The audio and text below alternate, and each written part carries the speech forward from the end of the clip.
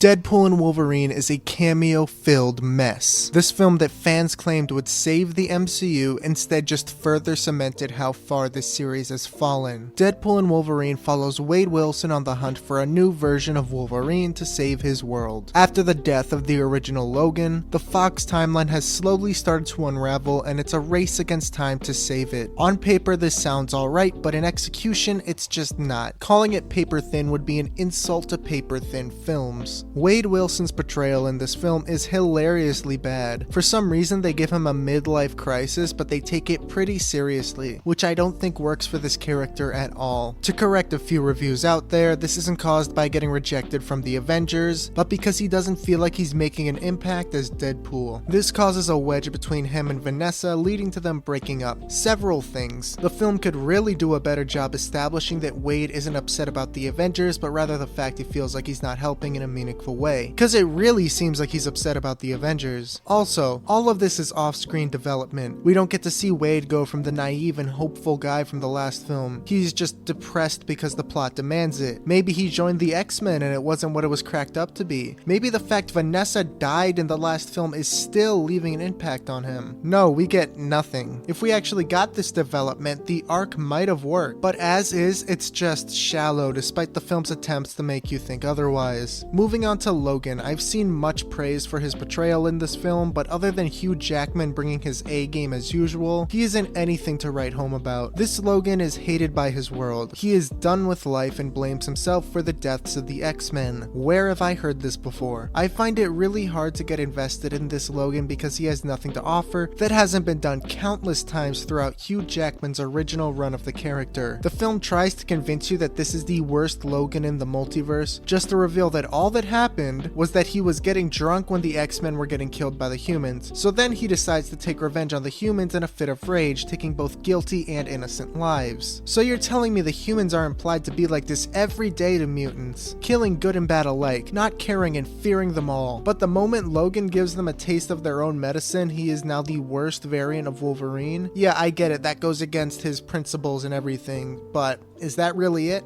But you have outdone yourself and brought me the worst Wolverine!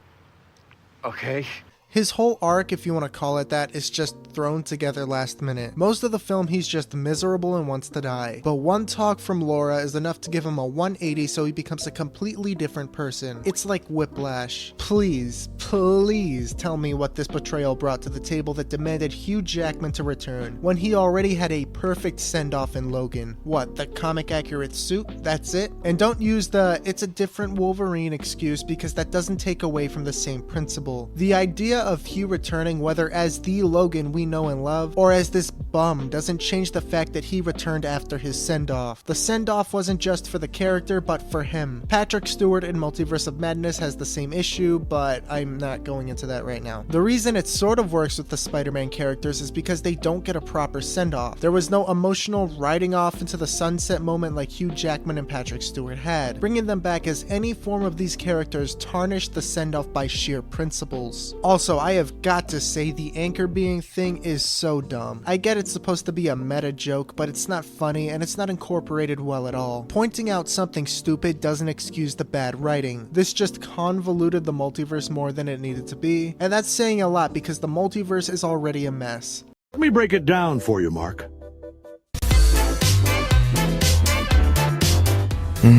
Endgame established the multiverse in 2019, multiverses being just alternate timelines. Loki expanded on this in 2021. It's just branched timelines from the sacred timeline we had been watching for the past 10 years. When Kang dies, it all breaks apart and we have this mess. I think season 2 he makes it where they all coexist. I don't know, I didn't even bother with it. Then future projects just break apart from this and treat timelines and universes as interchangeable terms. So we get a mess that is the rules those films have, when in reality everything should be following Endgame's rules since it established them. So now this anchor being crap makes no sense either. Why is one person so important that the timeline dies without them? And is the sacred timeline gonna die cause Tony and Steve did? And keeping that in mind, how did the Fox universe exist before Logan was born? And if we use that logic, how does replacing the original version of the character with some multiverse doppelganger just magically fix things? Shouldn't Logan being in this timeline create it an incursion or something. This just makes no sense. It's not multiverse shattering like some other films, but it's still bad. But wait, Spider-Verse is canon because Miguel mentions No Way Home, meaning Spider-Verse established the rules of the multiverse because it predates Endgame. Why isn't everyone glitching out and dying when leaving their universe? Why isn't bringing Logan back to the Fox timeline messing with any canon events? I give up. Speedrunning all of the other characters because everybody is as one note as they come. 3, 2, 1. Cassandra Nova is a one-note villain with a boring motive. Evil to be evil and not in a fun or creative way. Paradox has the same issues as Cassandra, so the bad villains aren't even unique in their own right. The old cast is reduced to cameos, which sucks because they're part of what makes a Deadpool movie as fun as they are. And, oh, that's everyone. The old cast not even being in the film makes this feel so disconnected. Wade teaming up with a random bum Wolverine isn't as fun or as interesting as him teaming up with anyone from the last two films. The only character being carried over is the joke character from the second movie. Like, read the room. Peter isn't funny in this movie at all. Everything he does can easily be filled in by Dopinder,